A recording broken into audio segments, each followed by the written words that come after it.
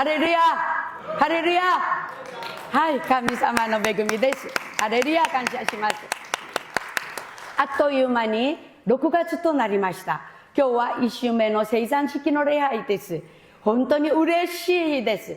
まだ今日は特別にここに見てますよね。長老様の安息式があるんです。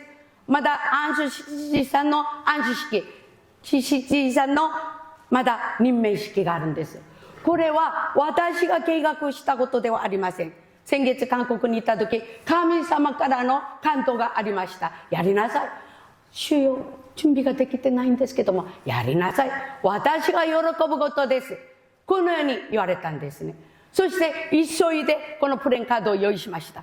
そして切っていろんなことで準備して、今日このようにできるようになりました。ちょうど韓国から牧師先生たち철거 선교選挙会の方々が8名が来られたんですけども、その中で牧師先生がお二人もいらっしゃる。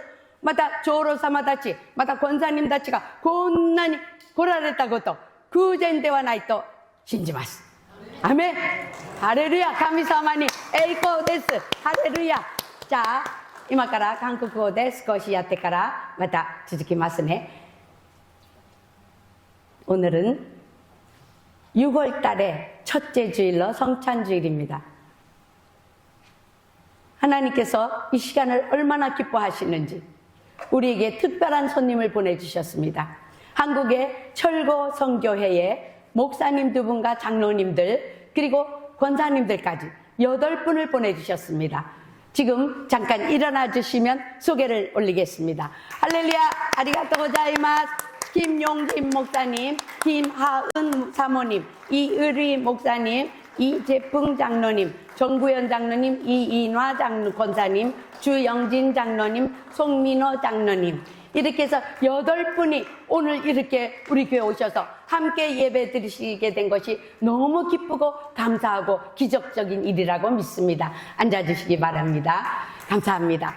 오늘 여러분들과 함께 제가 안수식을 하려고 계획했던 것이 아닙니다. 사실은 12년 전에 우리 안수 집사님들 임명을 받았습니다. 그러나 인간적인 생각에 조금만 더 하다 보니까 13년째가 되었습니다.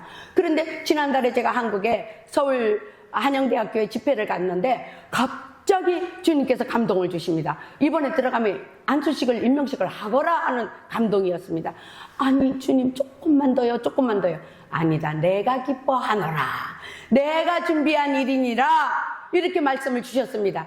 그래서 얼른 현수막을 주문을 하고 그리고 이렇게 꽃도 준비하고 해가지고 오늘 이렇게 하고 보니 마침 한국에서 이렇게 뽑혀서 오신 장로님들, 목사님들, 권사님들까지 오셔서 함께 한마음 한뜻으로 이 안수식을 하게 된 것 정말 하나님의 기적적인 역사인 줄로 믿습니다. 아멘. 감사합니다. 나중에 일본어로 좀 하고 마지막에 한국어로 마무리를 좀 하도록 하겠습니다.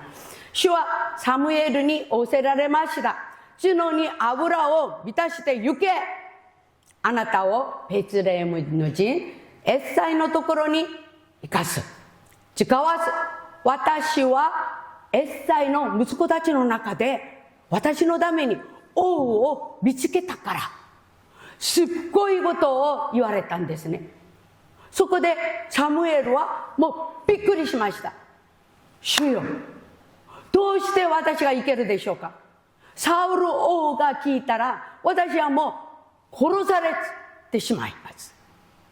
そうですよね。その当時はイスラエルがサウル王の時代であったからです。ですけどもなぜこんなことになったでしょうかね。サウルが神様の御言葉を捨てたから、離れたから、守らなかったから、そして神様もサウル王をイスラエルの王位から退けられたと。こんなことですね。するとその当時の王様はサウルであったので、サムエル預言者が新しい王様のために油を注ぎるためにここに来られた。噂になったら殺せとなるんですよね。そして心配です。そのような時に神様がサムエルに知恵を与えてくださいました。あなたは群れのうちに一頭の目牛を連れてベツレヘムに行きなさい。そしてそこで私は生贄を捧げるためにここに来ました。礼拝を捧げるために来ましたと言え。そしてその生贄の時にエッサイをまたその子供たちと息子たちと招け、このように命じられました。すごいことですね。そこでサムエルが本当に命かけて殉教を覚悟したことじゃなければそのようなこと従順できないんです。そうでしょ。命がかけてある。ですけども神様の御言葉であったのでアメン、従順してベツレヘムまで行きました。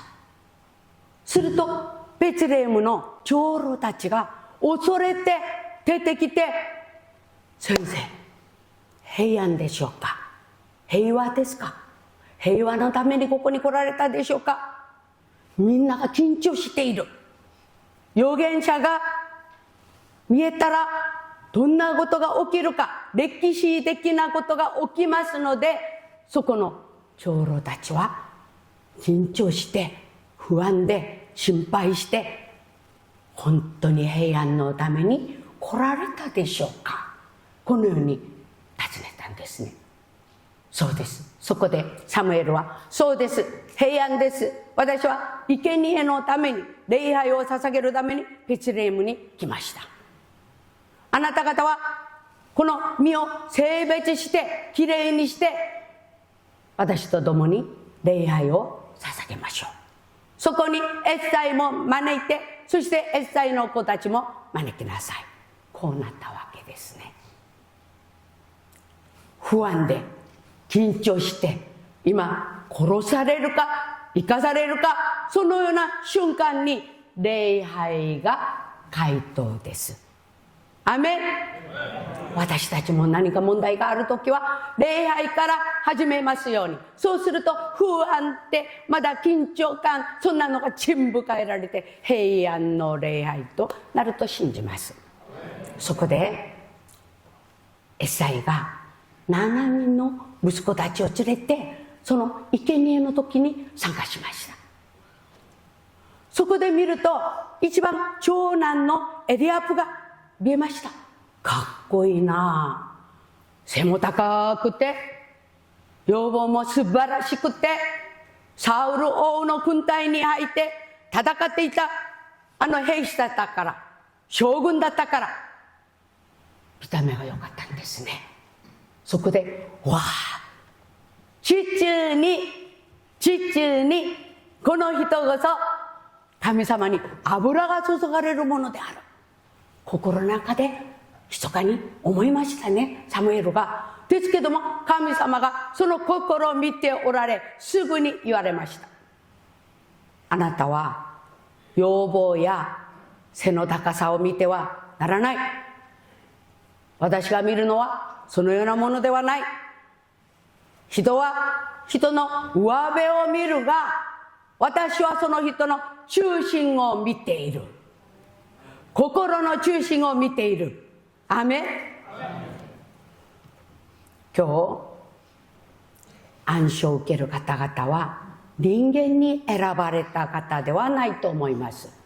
神様にお一人お一人が選ばれて、中心、心の中心を見られる主に選ばれた方々だと信じます。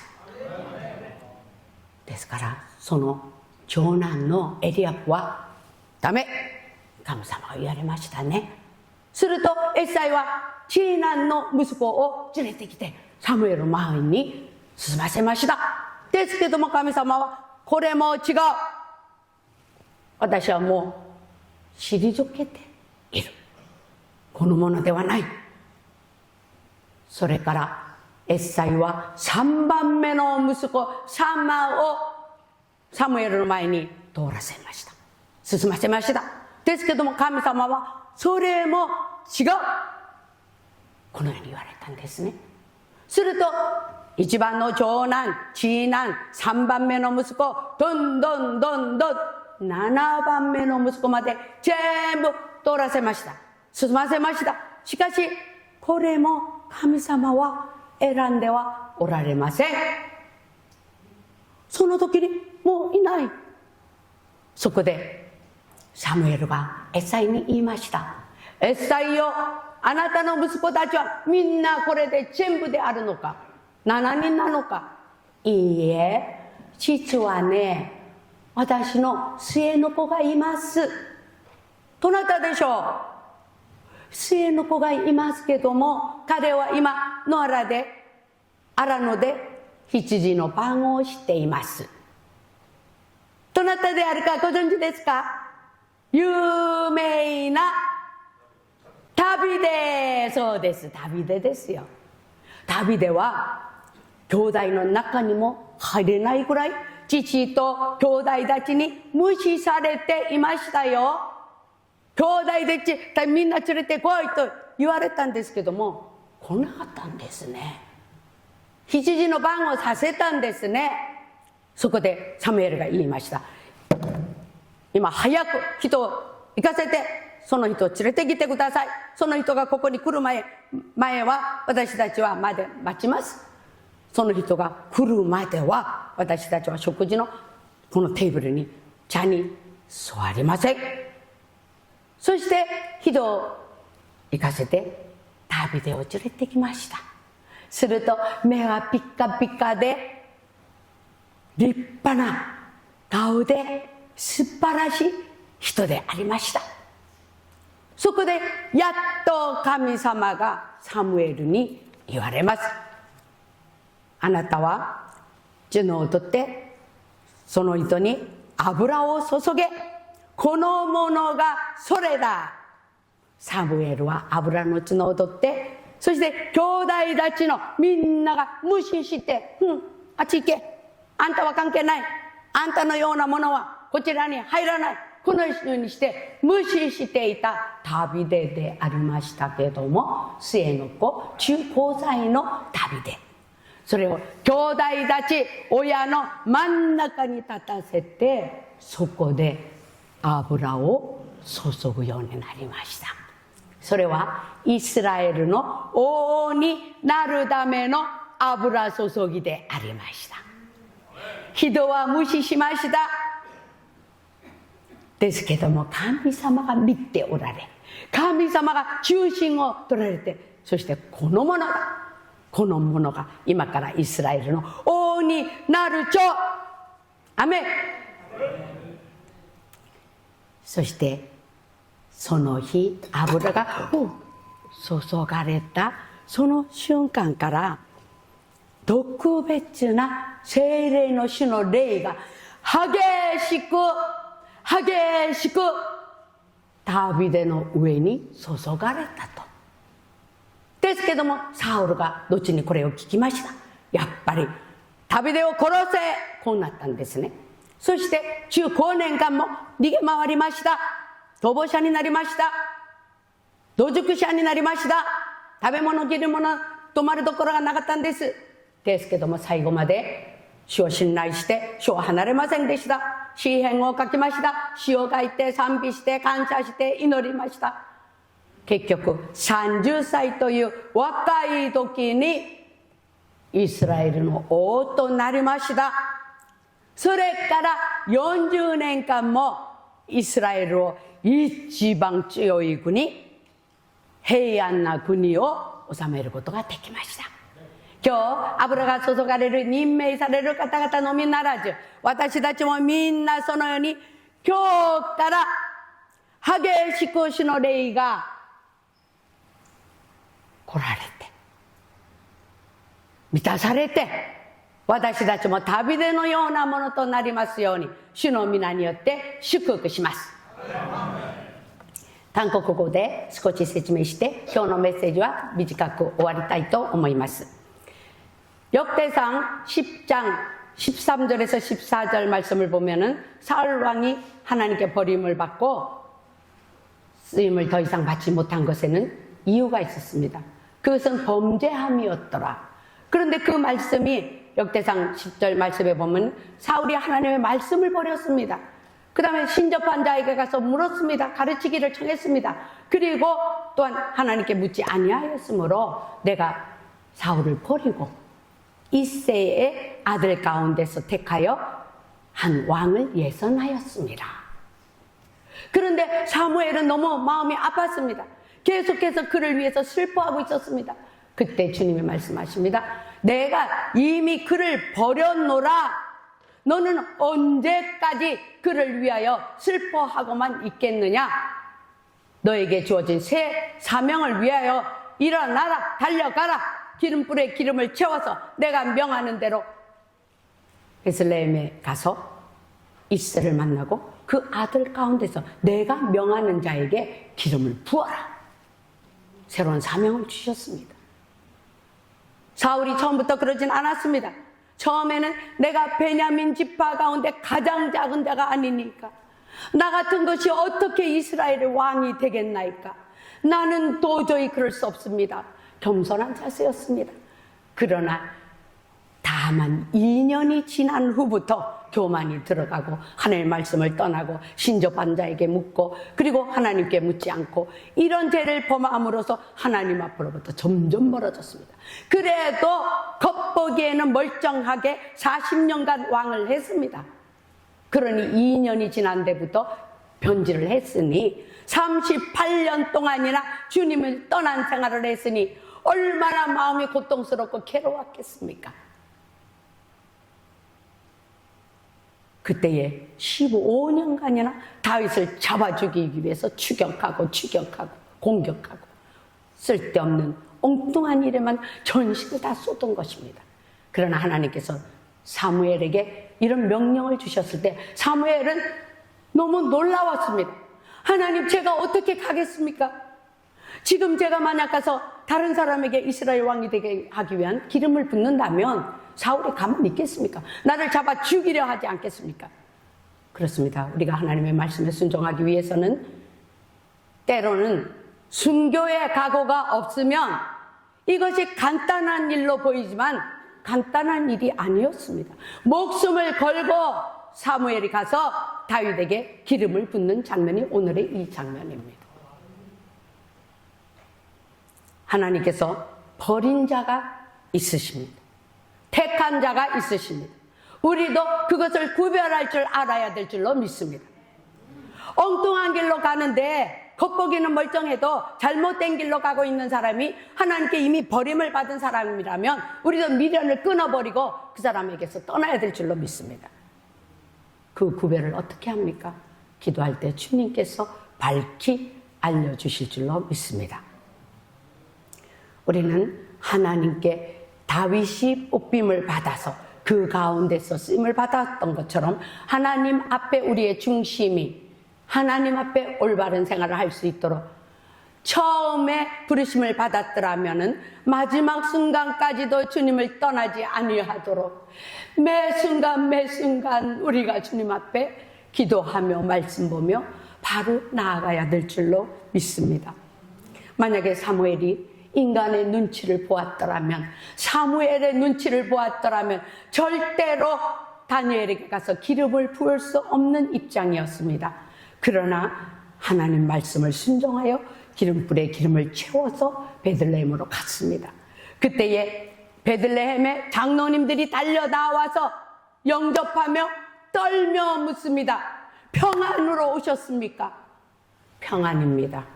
나는 예배를 하러 왔습니다. 주님이 가르쳐 주신 지혜를 가지고 대답을 합니다.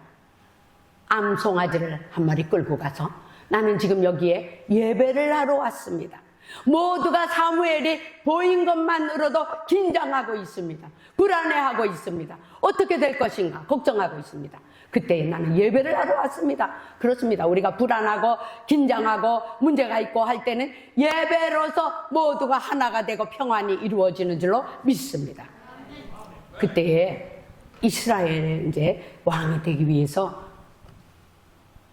제사를 드리는데 제사 가운데 이제 이새를 초청을 하고 그 다음에 주님이 명하신 대로 이새 아들들을 불러오라고 했습니다. 모두 성별해서 기레인이 하고 오라고 했습니다. 그런데 거기에는 이새가 7명의 아들을 데리고 왔습니다. 이새의 아들이 몇 명이었습니까? 몇 명이었죠? 8명입니다. 8명. 그런데 거기에는 7명만 와 있는 겁니다. 첫째 엘리압을 보니까 너무 멋지게 잘생겼습니다. 키도 큽니다. 이 사람이야말로 기름 부으심을 받을 자이로구나. 사무엘이 속으로 생각했습니다. 근데 하나님 뭐라 하십니까? 내가 이미 그를 버려놓으라. 그가 아니라 말씀하십니다. 그리고 16장 7절 오늘 본문 말씀에 보면은 여호와께서 사무엘에게 이르시되 그 용모와 신장을 보지 말라. 내가 이미 그를 버려놓으라. 나의 보는 것은 사람과 같지 아니하니 사람은 외모를 보거니와 나는 중심을 보느니라. 아멘. 엘리압이 지나갔습니다. 그 다음에 차남이 나타났습니다. 아비나답이 왔습니다. 이 사람도 아니야. 3반매, 셋째 아들이 삼마가 또 그 앞을 지나갑니다. 아니, 이 사람도 아니야. 그렇게 하면서 쭉 7명이 다 지나갔습니다. 하나님께서 뽑으신 자가 이 가운데 없다고 말씀하십니다. 어떻게 된 걸까? 이새에게 묻습니다. 너의 아들이 여기 있는 7명이 다인가? 전부인가? 아닙니다. 사실은 막내가 있는데 지금 저 광야에서 양을 치고 있습니다. 형제들 축에도 끼지 못하고 아버지와 형제들에게 무시당한 다윗이었습니다. 15살짜리 다윗이 광야에서 양을 치고 있는데 하나님은 그의 중심을 보시고 그를 뽑으신 것입니다. 사무엘이 말합니다. 당장의 사람을 보내서 그를 데려오시오. 그가 이곳에 오기 전까지 우리는 식탁의 자리에 앉지 않을 것입니다. 사람을 보내서 그를 데려왔습니다. 그를 보니 용모가 뛰어나고 정말 하나님의 뽑히신 자로서 하나님께 기름 부으심을 받을 만한 자로 하나님께서 사무엘의 눈에 비치게 해주신 것입니다. 결국 마지막에 양을 치고 있던 다윗이 15살에 아버지와 형제들에게 다 무시당하고 제껴놨던 다윗을 형제들 다 모인 가운데, 아버지와 모인 가운데 한가운데 세워놓고 기름불을 취하여서 이스라엘의 왕이 되기 위한 기름을 붓는 것입니다. 할렐루야. 그렇게 해서 다윗은 뽑힘을 받았습니다. 오늘 안수식을 합니다. 오늘 희망 가운데 장로님 2분, 안수 집사님 3분, 그리고 집사님들 2분이 뽑힘을 받았습니다. 이분들은 사람의 눈에는 부족하게 보일 수 있습니다. 어찌 저런 사람이? 라고 속으로 생각할지도 모릅니다. 그러나 하나님이 뽑으셨습니다. 하나님이 중심을 보시고 선택해 주신 분인 줄로 믿습니다. 다윗이 15살에 기름 부으심을 받고 그날 이후로 성령의 충만하심이 임했더라. 아멘. 오늘 우리도 임명받으시는 분들과 함께 오늘 이후로 하게시 가제노요나 세례는 치카라가 미치 아우레마스요니. 아멘. 다윗이 15살에 이스라엘 왕이 되기 위한 기름 부으심을 받았습니다. 그때로부터 평탄했습니까? 아닙니다. 그날로부터 도망자가 되었습니다. 15년 가까이 도망자로 살았습니다. 노숙자로 살았습니다. 묵을 곳이 없습니다. 입을 것도 없습니다. 먹을 것도 없습니다. 노숙자와 같은 생활로 도망자의 삶을 살았습니다. 그러나 끝까지 하나님만을 신뢰하고 주님을 찬양하고 감사하고 기도하고 시를 썼던 다윗의 그 간증이 오늘날 우리가 은혜 받고 있는 시편의 말씀입니다. 그와 같이 해서 15년이 지난 30살, 여러분 가운데 30살 있습니까? 30살이란 젊은 나이에 이스라엘의 왕이 되는 것입니다. 그리고 그때서부터 40년간을 헤브론과 이스라엘의 총 임금이 되어서 이스라엘을 다스리는데 정구현 장로님과 저는 같이 이스라엘을 갔었습니다. 여러 목사님들과 함께 이스라엘을 다녀온 적이 있습니다. 몇 번이나 갔습니다. 지금까지도 다윗이 이스라엘의 별로 존경받고 사랑받고 인정받는 왕으로 남아있는 것입니다. 할렐루야. 우리도 사람한테 무시당해도 괜찮습니다. 私たちも人に無視されても大丈夫。神様に認められたら、神様に選ばれたら、その人は最後の勝利者になると信じます。祈ります。감사합니다. 기도하겠습니다. 할렐루야. 아버지 하나님 감사합니다. 오늘 이렇게 하나님께서 말씀을 증거할 수 있는 은혜를 주시고 전하는 자와 듣는 자가 함께 은혜 나누게 하심을 감사합니다. 우리는 인간의 눈으로 보지 말고 모든 것을 하나부터 열까지 하나님의 마음을 닮아서 하나님의 마음을 실천할 수 있는 성도가 될 수 있도록 역사하여 주시옵소서. 이제부터 성찬식을 거행합니다. 또 우리가 오늘 안수식이 있고 임명식이 있습니다. 이 가운데 마지막 순간까지 주님 홀로 영광 받아주시고 역사하여 주실 줄로 믿습니다. 감사하고 예수님 이름으로 기도 올리옵나이다. 아멘. 할렐루야. 今日初めて来られた方結構いらっしゃいまして、紹介をいたしますので、今日初めて来られた方、오늘 처음 오신 분들 소개하겠습니다. 불림을 받는 분들은呼ばれた方はその場に立ってください。吉田さんが案内をしてくださった有馬和義さん立ってください。水野新さん立ってください。黒沢正夫さんが案内をしてくださった東田清子さんが立ってください。月足義輝さんが案内をした藤田祐樹さん。はい。藤田祐樹さん手を挙げてください。藤田さん。はい。東田清子さん。東田清子さん。はい。水野新さん。水野新さん。はい。また、有馬和義さん。はい。嬉しいことです。ね。はい。歓迎しますね。じゃあ、皆さんのために祈りますので、一緒に祈りましょうね。